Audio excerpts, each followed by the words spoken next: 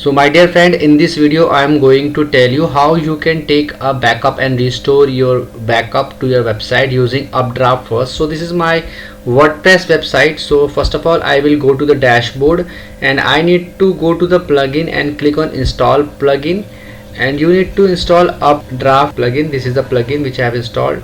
So you can simply go to add a plugin and you can install this plugin. You can see Updraft plugin plus. So you can enter the spelling of this by clicking on add a plugin. You can simply type UpdraftPlus, get the plugin. This is the plugin. You can see the logo. After doing that, you need to go to, I have already installed it. You can see activity is already showing here. So it is showing here right hand side. You can see UpdraftPlus. Just tap on this plugin now. After that, this will open up. So you can take a backup from here and restore as well. So you can click on this backup and it will include your database backup, include your files backup. So it will include your database backup, it will include your file backup, and then click on backup now. So it will create a backup for you. The date is showing 31st August 2025. You can see it's creating backup, zip file and plugins.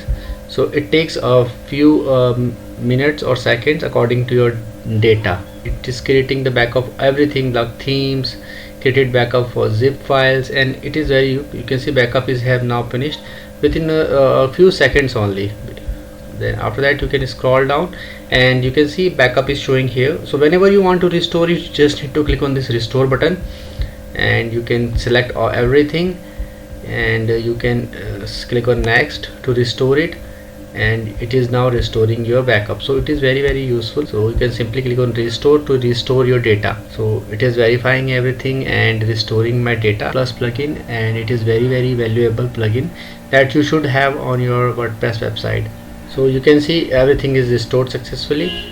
So you can return to your Updraft plugin configuration. So everything is now okay, and everything is working fine. So I hope friends, now you will be able to use these features, and in case you face any problem, you can mention it in the comment section. I'll make sure to give reply. If you find this video helpful, just hit on the like button, also subscribe my channel for upcoming videos.